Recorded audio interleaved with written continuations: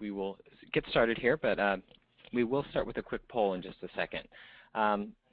So today's topic, first of all, let me introduce myself. My name is Alex Dunks. I am one of our SEO consultants here at Web Marketing 123 and a business development manager. I've worked on our SEO team for a couple of years, and now I work on helping clients or prospective clients listen to their challenges and find out what the right mix of digital marketing is for them.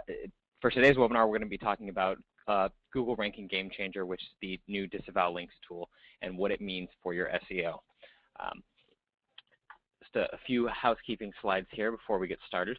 I want to let everyone know who Web Marketing 123 is. We're a digital marketing agency specializing in SEO, pay-per-click marketing, social media management, and website design. Since 2004, we've employed a metrics-based approach to converting online visibility into measurable business results. Really, our focus as an agency is going one step beyond keyword rankings and being able to dive a little bit deeper into some of the actual business issues and hoping to solve those. This year, we have two important announcements that we're very proud of. First of all, the Inc. 500, we were named to the top 500 fastest growing private U.S. companies list this year.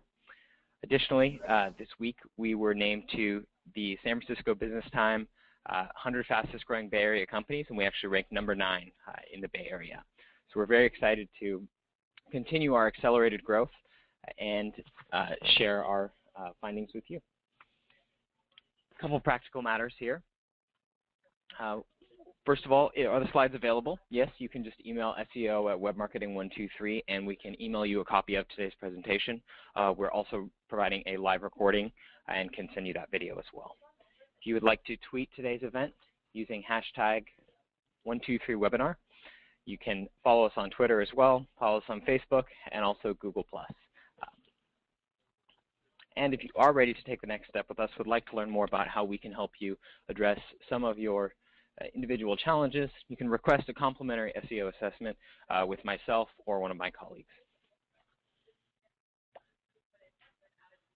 So today's topic is about Google introducing the Disavow links tool. And this is a very important tool that there's been a lot of controversy about, a lot of conversation about, particularly since the Penguin update earlier this year. So what we want to provide today is an overview of, looking at our agenda right here, why links matter and what are the unnatural links that the Penguin update was penalizing sites for. What is the new Disavow links tool and how might it be able to help you? And then take a deeper dive into understanding how to avoid these situations entirely and understanding what good link building practices look like that are among Google's guidelines. So before we dive into our main presentation, we would like to launch a quick poll today. And this poll is asking if you experienced a drop in search engine rankings this year.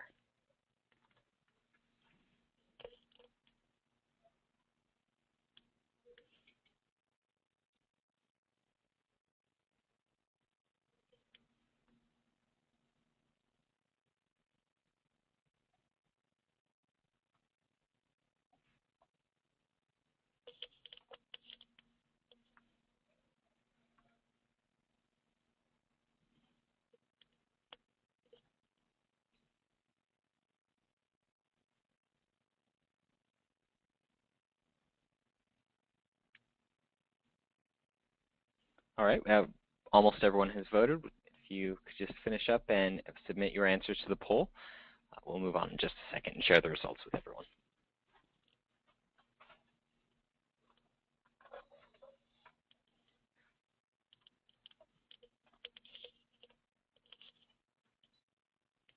All right, just about 10 more seconds here as everyone finishes the poll.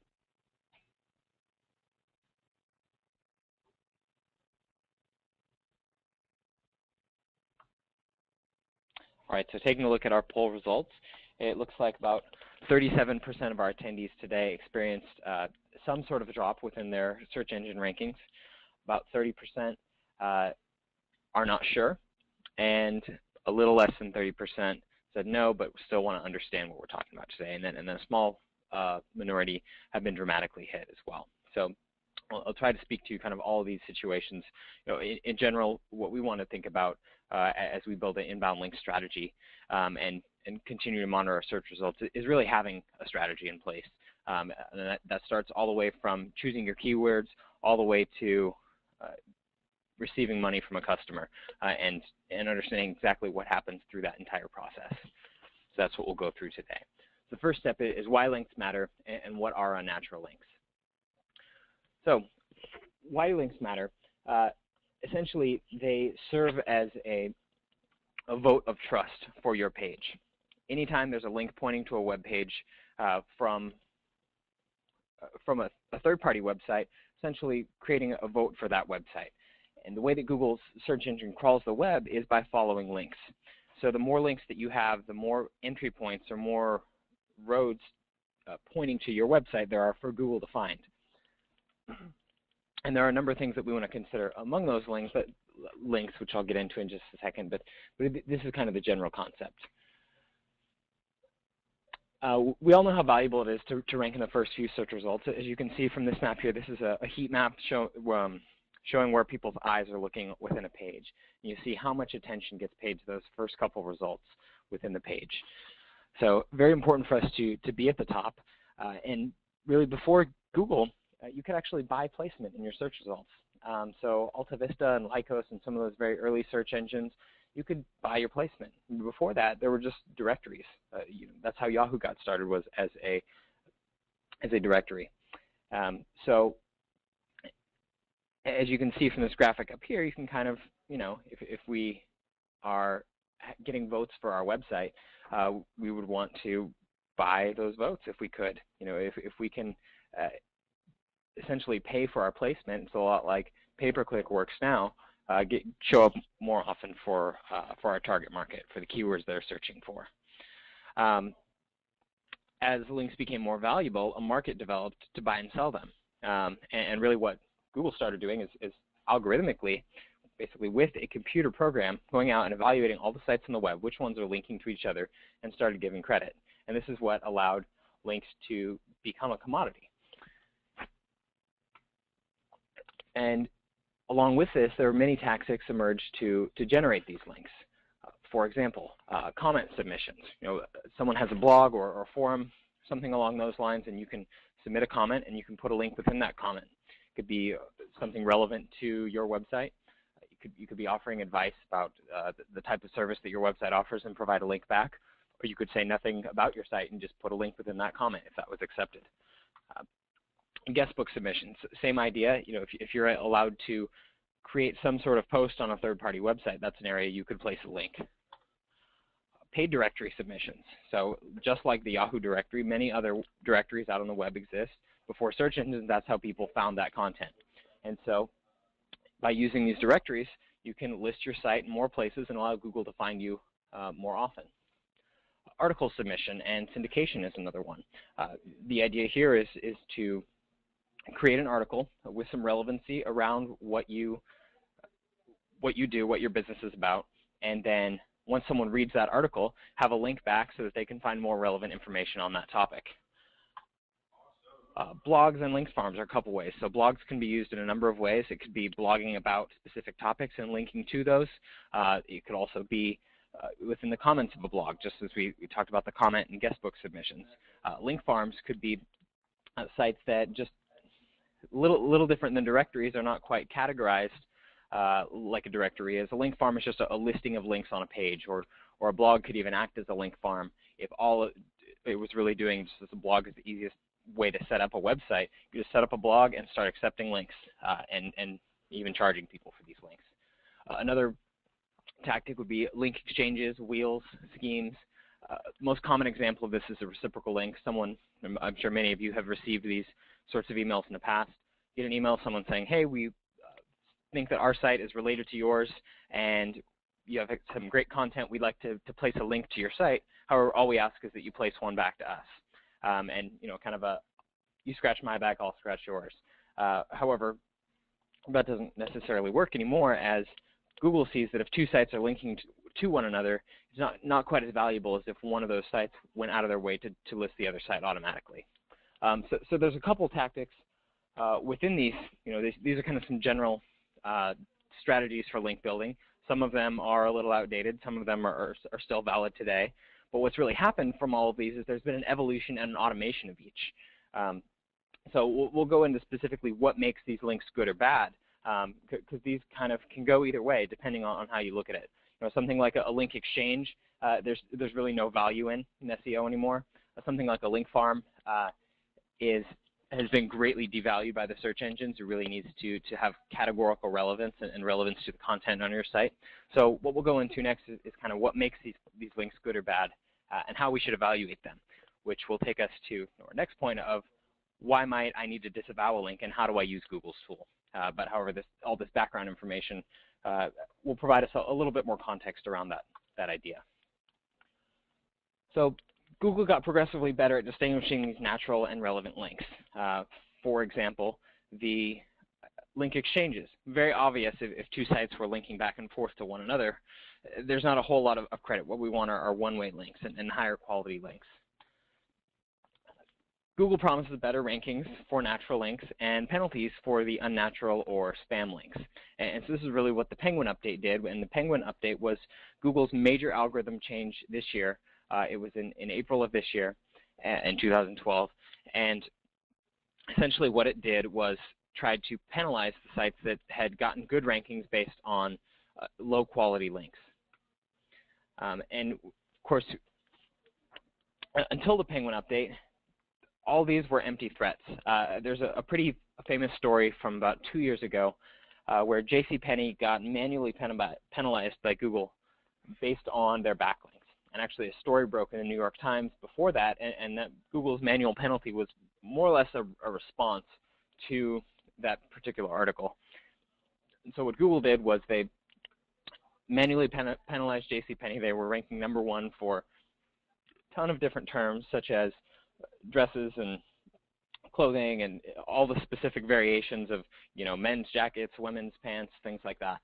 And if you went and looked at JCPenney's backlink profile, they would have links on let's say, a car blog, and in the bottom right-hand corner of that page, hardly even noticeable, there'd be a little link that said dresses. And by creating a link with that term dresses, we're creating relevancy in the eyes of Google for that term. When Google follows that link that says dresses, it should give the site being linked to some credit. However, this kind of goes a little bit beyond the general concept that a better link or there should be relevancy and good content on a website, and that would be a natural link. These links definitely looked unnatural, and so Google actually made a manual penalty. However, when Penguin came out, what Google was able to do is start catching more of these things algorithmically.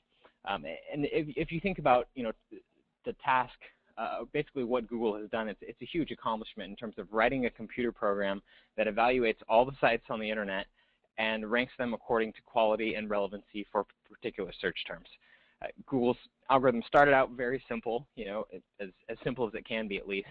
There are now at least 200, but I believe it's more in the 300 to 400 range of factors of where they rank individual sites.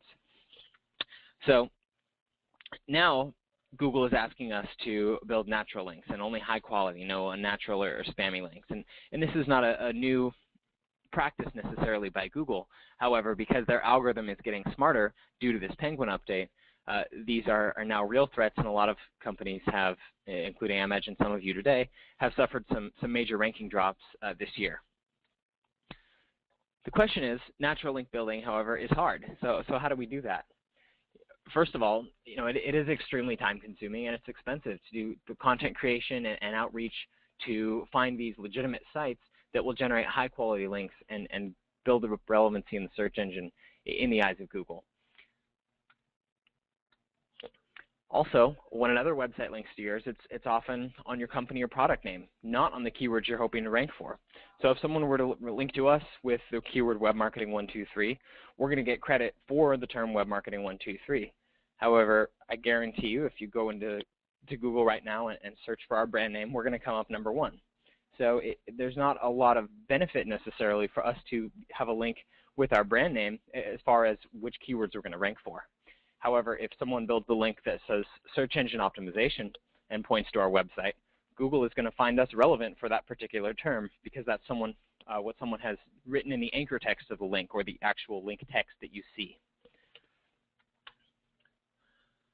So, for example, my company, going to the website, ideally what we want is a specific keyword going to your company, and that will give Google a little bit more information than your brand name, which you're already ranking for. Another challenge that people often find is it's very common to build or buy links and gain ranking on a keyword that ultimately doesn't drive conversions. So, the entire strategy and ecosystem of how we're building these links and which keywords we're targeting could be completely the wrong strategy. And so we'll touch on a little later what that full life cycle looks like and how we can use data to determine which keywords are good and which ones we actually want to build links for. Because what we don't want to do is waste our time building links for keywords that aren't going to make a difference for us. For example, it would not behoove us to try to build links for the term marketing. Marketing is way too general. It has, we're a marketing company, but we are specifically digital marketing. We specifically offer, about 4 core services. So it's much more beneficial for us to go after those words that we know actually deliver conversions and get people to start a conversation with us. So, facing this challenge, many marketers bought links. And this year's Penguin update, as I mentioned, disrupted the paid link economy and imposed some penalties. And even just the minor changes that some of you experienced this year, just to drop from page 1 to page 2 is likely to cripple your lead generation efforts from search. And for many of you, if you're really heavily relying on search to drive traffic to your website, and that's filling up your sales funnel, this can be a major disruptance. Or if you have an e-commerce site and you're getting a lot of your traffic from the search engines, all of a sudden your sales are going to be down, and it's going to be immediately noticeable just by dropping from page 1 to page 2. So marketers discovered that, one, it was difficult to get Google to reconsider an algorithmic or manual ranking penalty. Google has millions of web pages that they need to rank accordingly, and the only way for them to feasibly do this is through their algorithm. So very difficult for Google to go back and reconsider each website one at a time.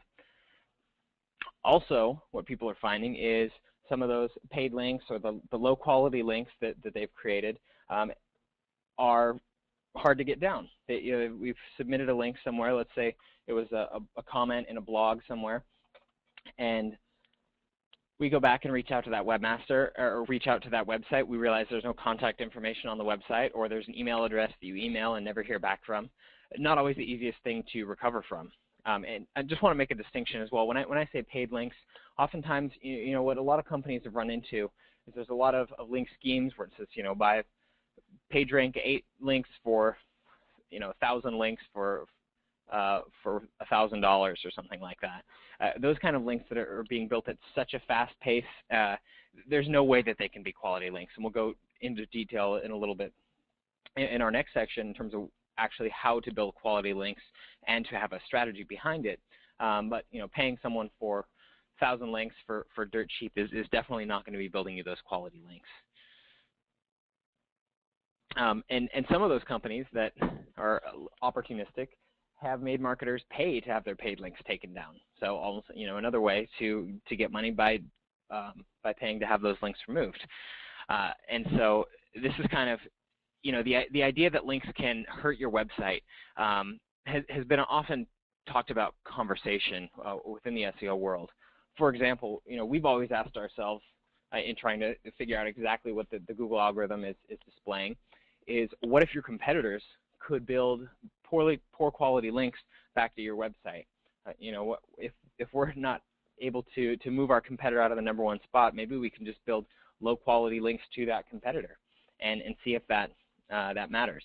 What we found is that traditionally links couldn't hurt you, but they could potentially help you. So a low quality link just may not add any value, but it's not necessarily hurting your site. Well, since Penguin happened, those links could absolutely hurt your site. So if links are now adding a negative value, the question we ask is, well, what's stopping our competitors from adding negative links to us? Is there some way that we could disavow these links or basically remove ourselves from the responsibility of these links if they're not links that we've built. Maybe it's a company that we've hired to build a bunch of links for us and we weren't necessarily aware of what was going on, or just poor quality links from poor quality sites that we weren't aware of.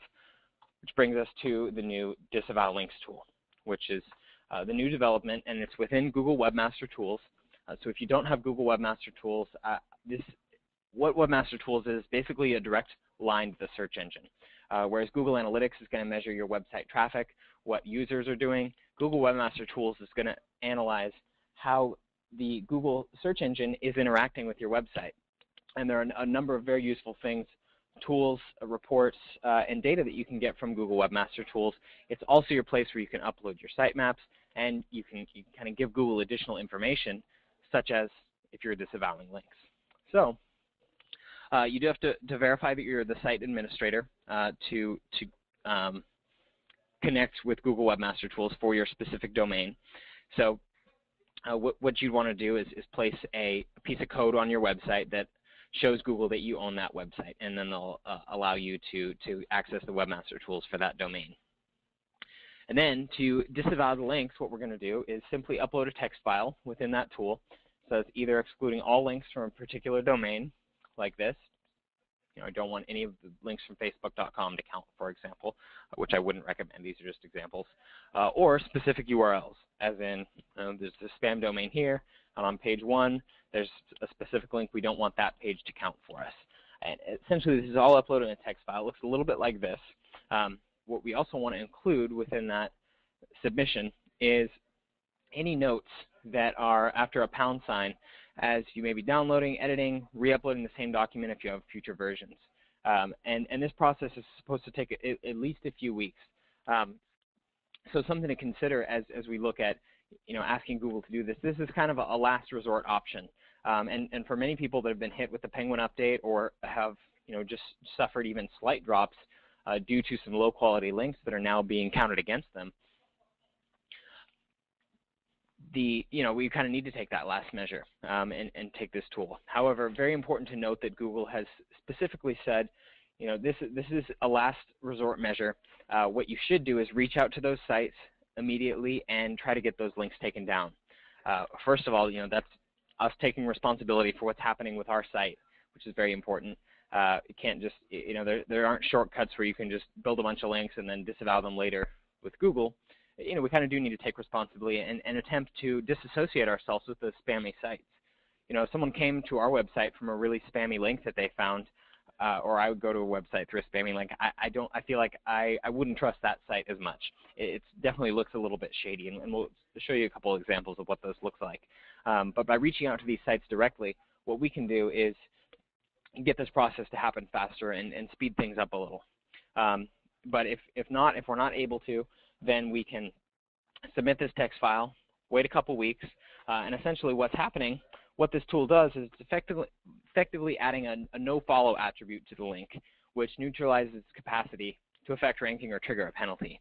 And what a no-follow tag is, for example, any link that's posted on Facebook or Twitter or YouTube, you can post links within your descriptions, within comments, or because it's so easy for people to post links, all those sites put what's called a no-follow tag on.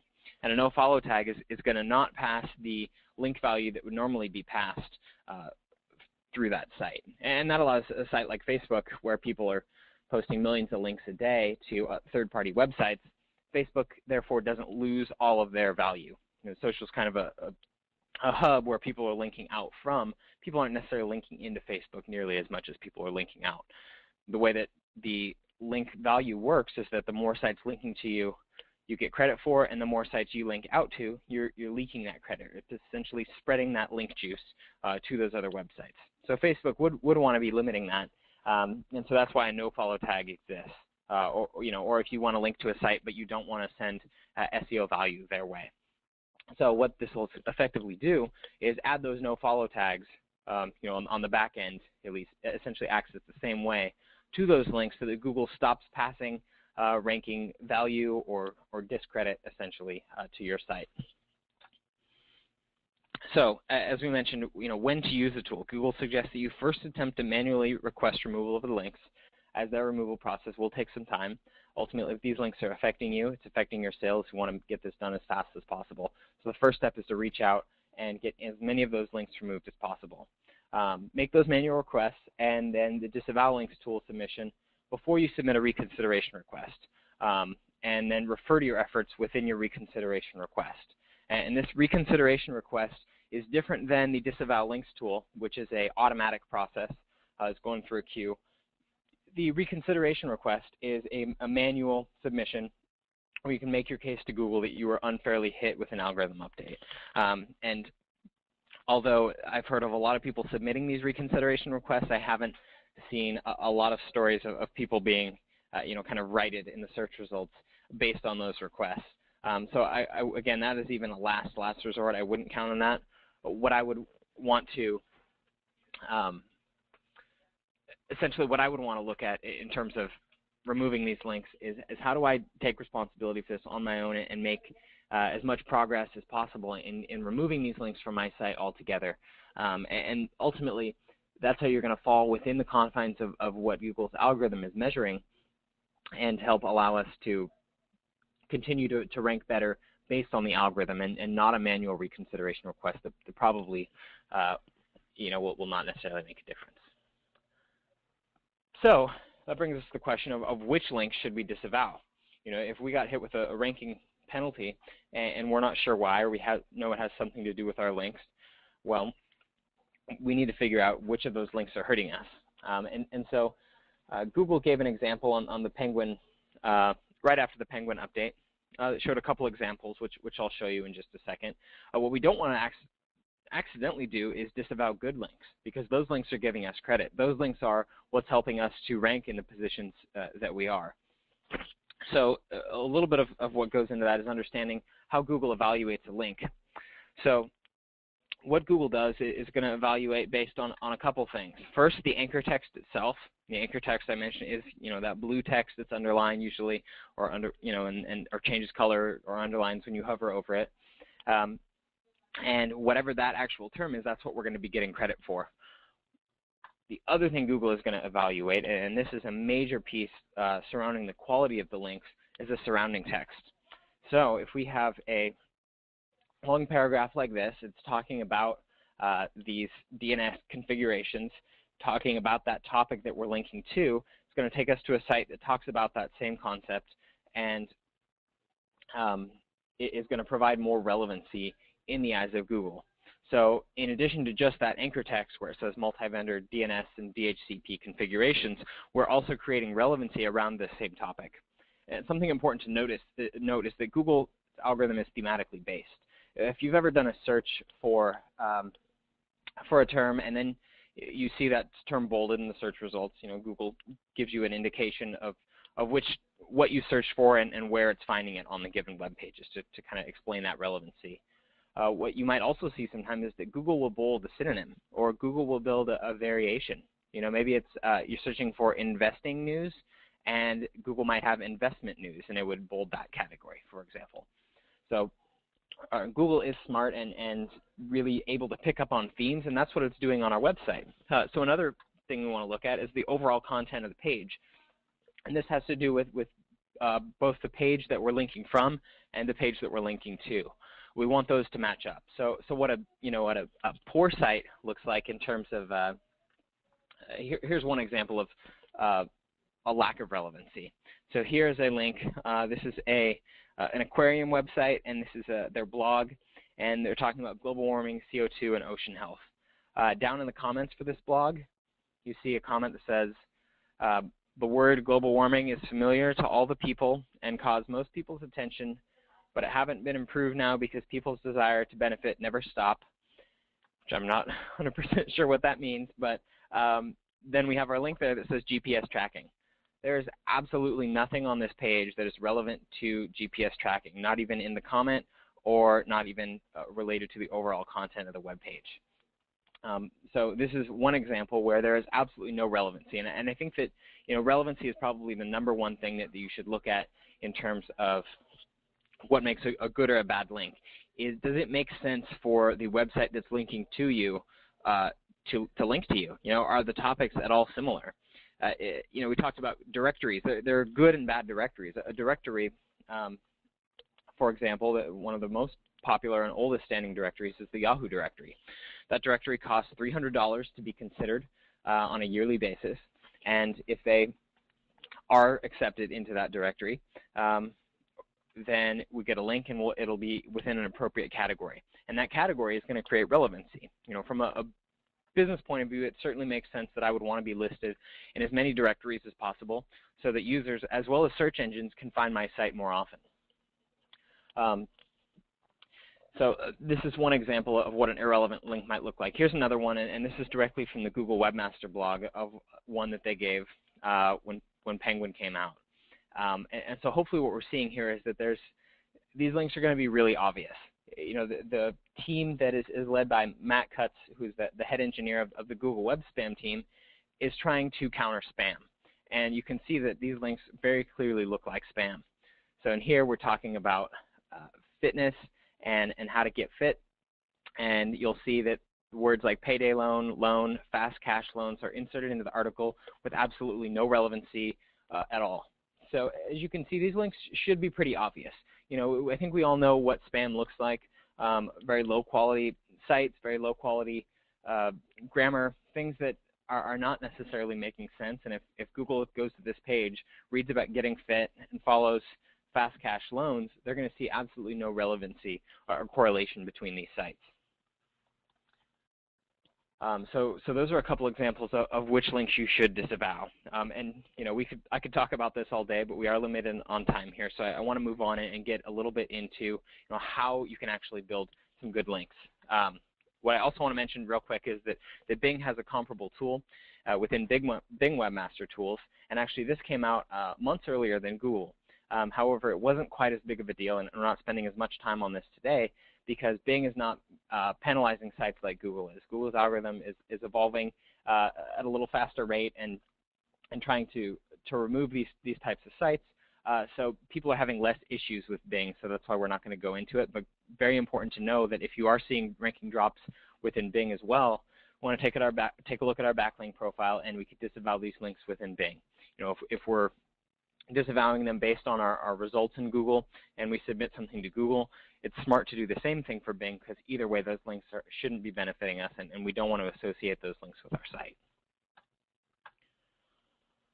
All right, so the next topic I want to go into is how to build search rankings from the ground up, and this is going to have to do with mainly that piece of link building. However, there's a number of things that go into this process. Think about, are you building your SEO strategy on a solid foundation? There's a couple things that we want to consider here, a couple red flags that you might say, you know what, I'm not sure that we're doing things right, and this might involve needing to hire some in-house expertise. It might have to do with hiring a consultant or an agency like us.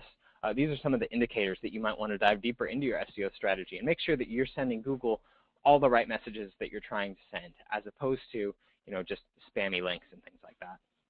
So a couple of red flags here. One, you're unsure of the keywords you're targeting or if they are any good. We kind of thrown some keywords up on the page because we know we're supposed to use certain words that are relevant to our business. So we've thrown them up on the page and we're not really sure if they're the right keywords or not.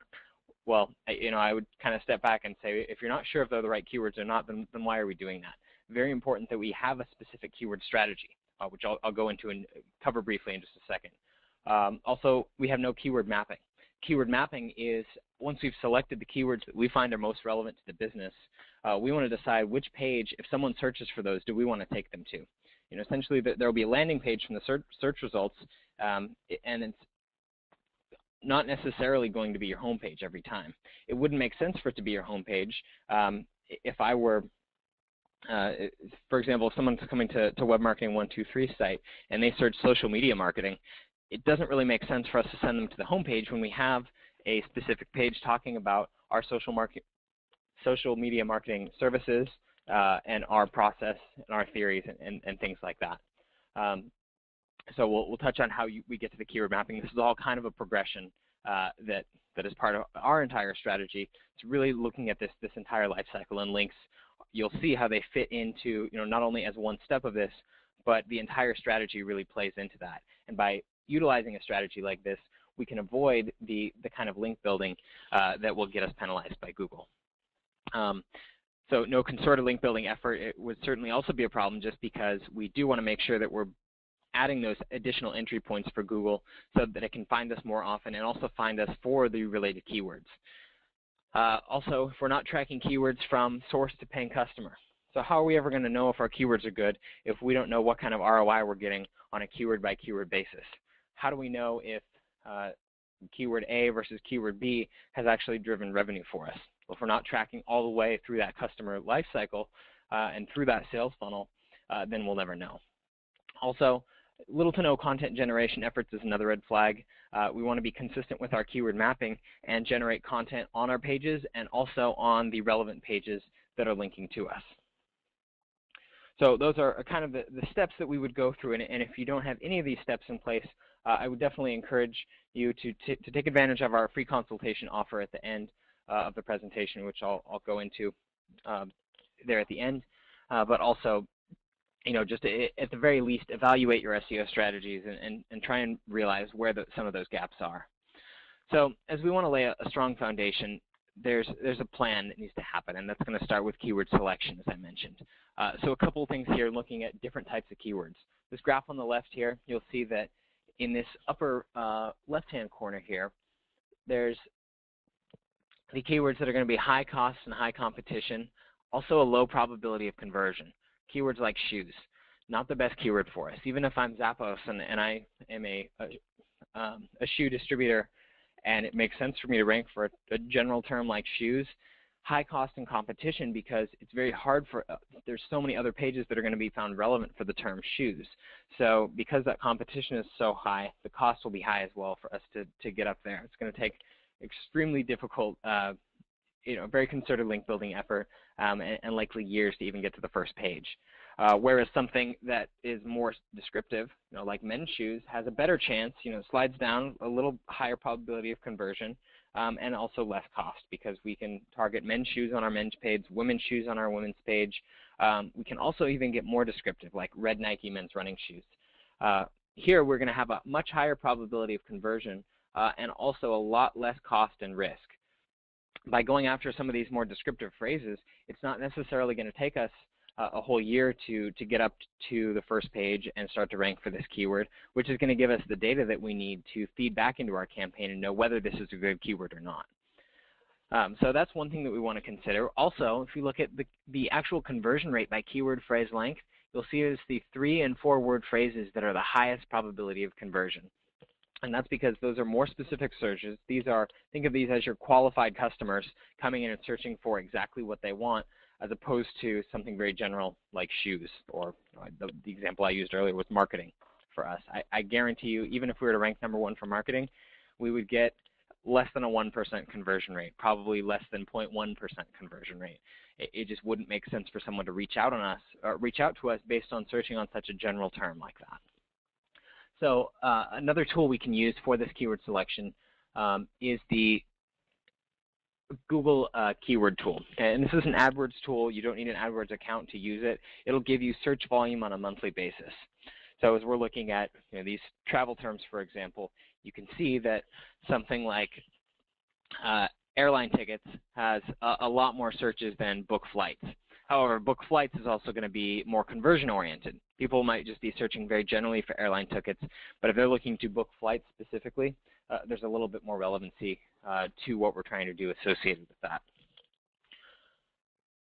And so once we've selected the keywords, we want to continue along with this plan. And as we dive deeper into this, I want to point out that it's not rocket science.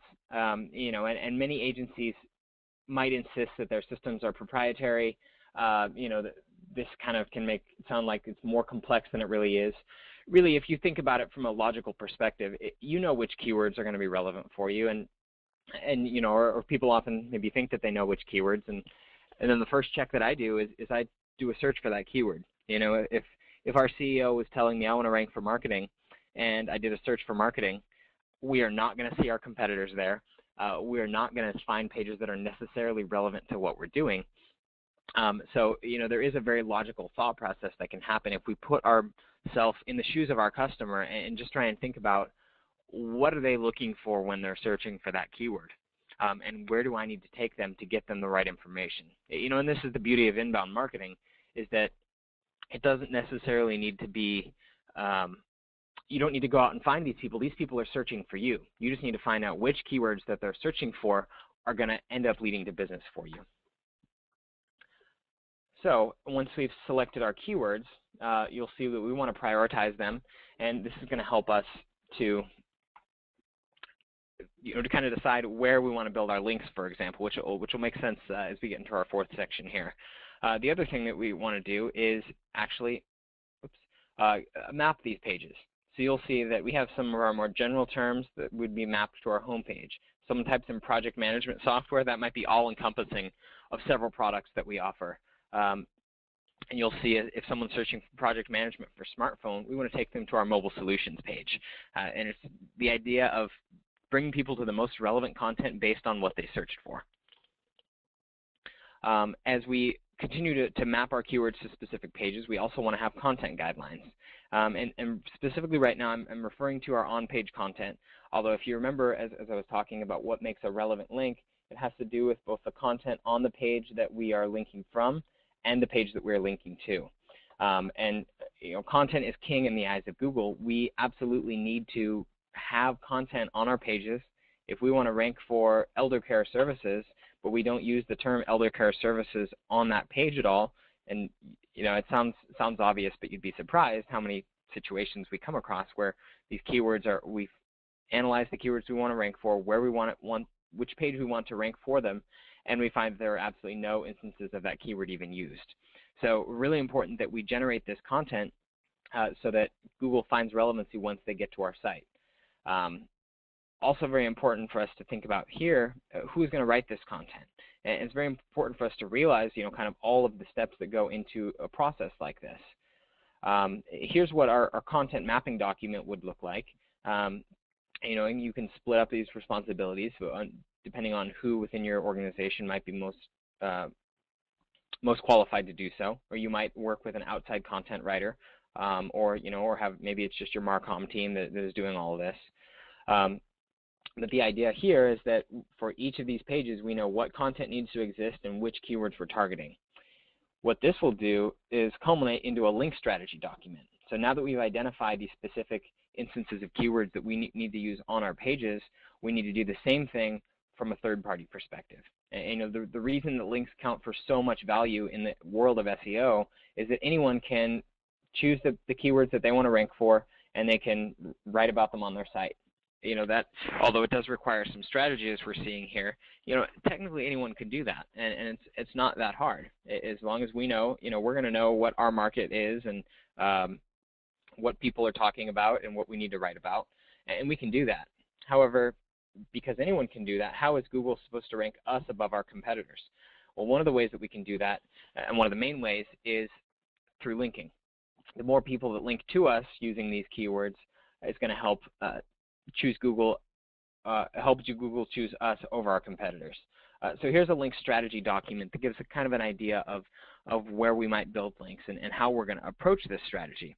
And if you look, we see that we've grouped keywords together in similar types of groupings. And what we're going to do is take that same idea of writing content around different keyword groupings, and we're going to create content and then syndicate that.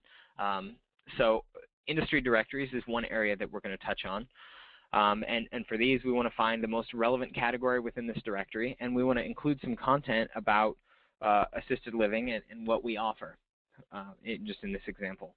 And that's, as you saw from this slide back here, let me just hop back.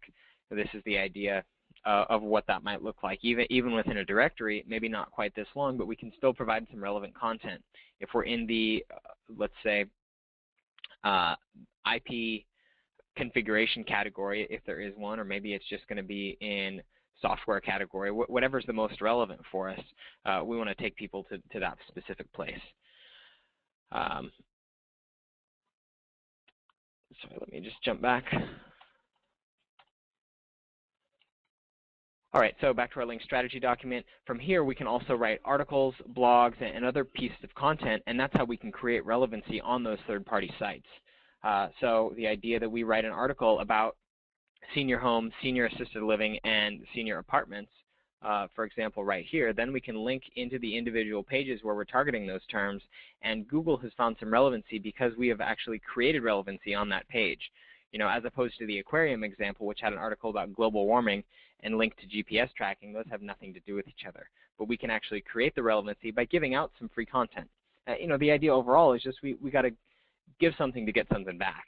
And so one of the ways that we can get links back to our website is by distributing content that can be useful to provide for people searching on those topics. And then when Google finds those, it's going to link back to us and see that we're relevant. And so a major piece here in terms of this cycle, see now that we have those links, you know, we have the planning, we've done the implementation, next step is tracking. What we want to do is track these keywords and see where our keyword ranks are moving and according to what links we've built and when. And then from there, we're going to go into an iteration, and we're going to want to take that data that we've learned from the tracking and take that right back into our planning phases, make any tweaks that we've seen have either worked or haven't worked among our strategies, and then continue to build links along that strategy. And as we're building links, what we want to provide, at least something that we're providing, is complete transparency in our reporting. Here we're listing any and all directory pages that we have built over this last month, or actually over a couple months here. And what we do is say, just to kind of walk you guys through this real quick, you don't probably need to read this, just to show you an example, show you what the homepage rank is, not the main factor necessarily for link evaluation, it's more on relevancy. However, page rank will give you a good indication if it's a high or low quality site in terms of link value in the eyes of Google. We'll also show you exactly which URL we built these links. We will tell you when it was submitted, when we verified that date, what the anchor text was, the actual link text that we're linking to, where we're linking to on our site, and where we've categorized it within that site, and if it's been accepted. So, you know, this is one idea, very important. And the key thought here, when was the last time you saw a linking report? Is your agency adding links? If they are you completely aware and transparent of, or are they providing transparency that lets you know what links they're sending to your website? What neighborhood are they associating your website with? And it's very important that as a business, we're very aware of those things. We should also be showing ranking progress over time. So here's an example of a ranking report, and this can feed back into our linking strategy as we see that, you know, a keyword like level transmitter with 22,000 searches has increased to the #1 position. We probably built links, you know, specifically within these couple months, and as for these, you know, we're going to want to monitor when we built those links and when we're seeing those ranking increases. Taking it one step further even is, you know, your reporting shouldn't stop there. It should, we also want to know how are individual keywords performing in terms of revenue. You know, this is the idea I brought up earlier. If we can't look at each of our keywords and figure out the ROI because we're putting so much effort, you know, when we think about one keyword, we're talking about mapping it to a page, building content on that page, building links back to that page. That's a ton of work that goes into it. Clearly, there's no kind of simple solution, no magic bullet here. So we want to be able to know what we're doing and know what's working so that we don't waste any of our efforts. So another example here is by keyword, we can find out not only how much traffic it's got, but how many leads did it actually get us. Out of those leads, how many were qualified? You know, what's our qualification rate for this keyword versus something a little bit more specific, like maybe you know, page turn software is very specific. You see a much higher conversion rate there. And also, how many deals were won from that, and what's that deal value? So we can look at these lead to opportunity conversions and determine, you know, what has the best ratio. So Online Magazine did, page turn software did. I'm kind of excluding the hundreds here, but we can identify which areas are performing best for us in terms of actual revenue. So I want to launch into a quick poll here and just ask everyone, you know, are you getting this kind of visibility into your SEO programs? And I would say, you know, it's based on the keywords. One, you know, what links are being built and where. Also, where your keywords are ranking, and also how are your keywords performing in terms of revenue. We have just a couple moments left here, so if everyone could fill out that poll. We'll end it in just a second.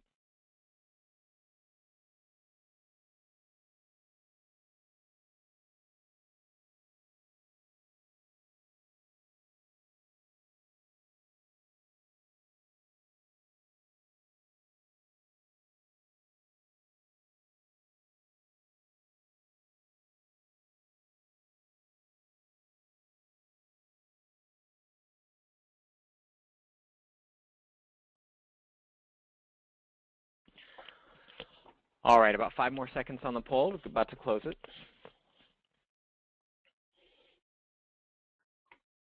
All right, so taking a look at our poll results, it looks like the far majority of you are either no, not even close, or no, not really.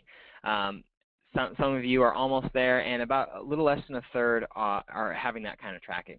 And one thing I want to point out here is really the distinction between a B2C and e-commerce type of tracking, where someone is physically buying something on the site, versus someone who is collecting leads, and there's a sales cycle of let's say 3 to 6 to 12 months, and we have no idea what happened in between that time or how we originally started talking to that person.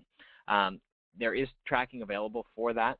What we need to do is just be able to actually pull that keyword into our CRM system, so when that deal eventually closes, we can look back and say, now that we have this revenue associated, we can tie that back to that keyword. And this is kind of what we're looking at on this slide right here. So we just have a couple minutes left, and I kind of want to give a couple examples of how to build links that we won't have to disavow. And I will move through this fairly quickly because I want to make sure to get everyone out on time. But a couple suggestions of the types of things to approach and really how to approach them. So the first step is low-hanging fruit. What we're seeing on this graph over here to the side or this chart is moving from page ranking 11, so the top of page 2, to number 6 in the middle of page 1. In this instance, led to a 273% increase in search traffic because the click-through rate is so high on page 1. This other instance, moving from 21 to 16, moving from page 3 to page 2, only increased our traffic by about 50% for that particular keyword. So what we want to think about is, what we want to think about is where are our quickest wins? What is our low-hanging fruit? Which keywords are right outside of page 1? Those are the keywords we want to build links for right away because that's where we're going to see our quickest wins. Many times in SEO, it will take us 6 to 12 to even 24 months for the most competitive keywords to get onto those spots on the first page where we really want to be. What we want to do in our campaigns is make sure we have some short-term goals. Let's find our keywords at position 11, and those are kind of our low-hanging fruit that we can build links for first. A next strategy is going to be press releases. And with press releases, all of our companies have announcements about any number of various things, probably at least on a quarterly basis, if not more often. What we can do is syndicate these press releases, and within those, create links back on our site. I think we've had some great success with press releases. When we released our State of Digital Marketing report this year, we released a press release and had a lot of interesting findings on that report. And we were picked up by a number of industry authorities through that press release. And within those, they had links back to our websites from those. And that was all natural linking that was created after we sent that press release. And another example was Yahoo Finance picked us up that we were named to the Inc. 500 this year, and we got a link back from Yahoo Finance, and that was just from a press release, something we wouldn't necessarily have been able to do, but by distributing these press releases through the appropriate channels and having them optimized for SEO, there's some benefit to be gained. Another one would be images and alt text. So anytime, let's say we have our logo posted on client sites or other sites that could potentially link back to our site, we're not giving Google that anchor text. So we can add an alt text, which is if you hover your mouse over the image, you'll see that text. For here, we can put online presentation software, and Google will start to give us credit for that term through the images as well. Guest blogging is another potential topic, or another potential avenue for link building. And what we can do here is basically find any industry blogs that accept guest blog submissions. So if we are in the project management space, let's find some blogs about project management and offer to write a blog post for them in exchange for a link back. And what that'll do for us is that, one of the most relevant types of links you can build that Google will find on a blog that is on exactly the topic your website is on, and then create that association thereafter.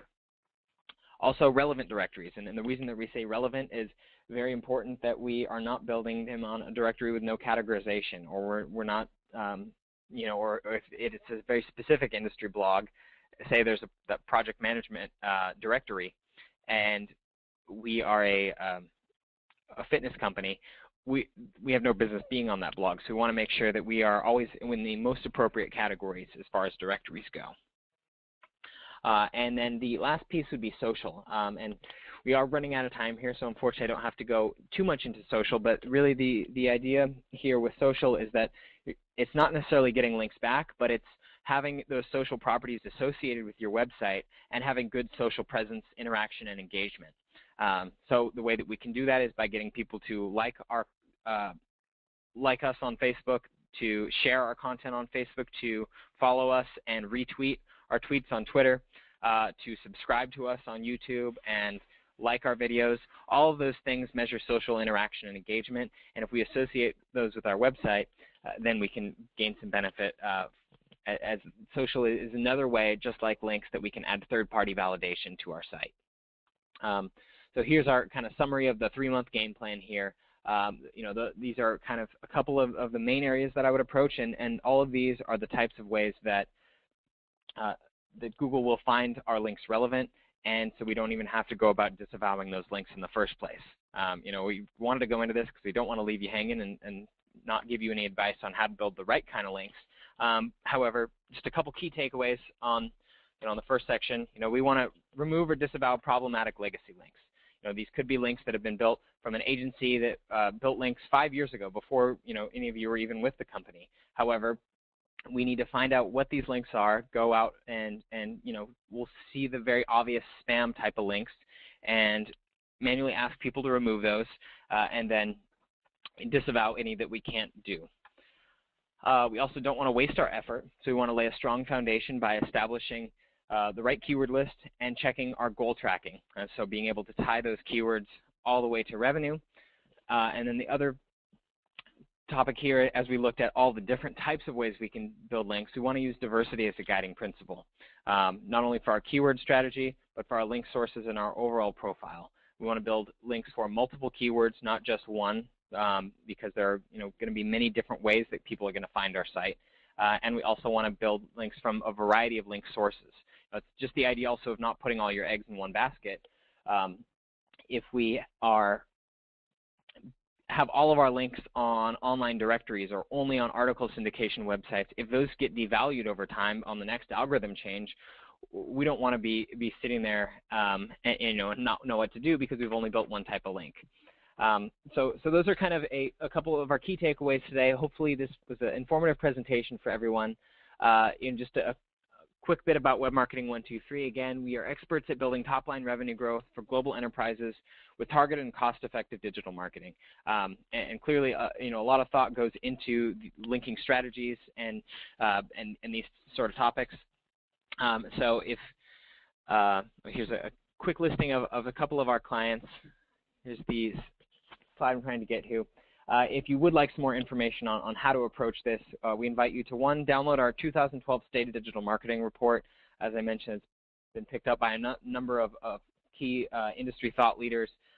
There's a lot of great data in there. You can go to our website and download that. And also, if you'd like to learn more about some of these specific strategies and talk about specifically your website, we invite you to email SEO@webmarketing123.com to talk to a digital marketing expert.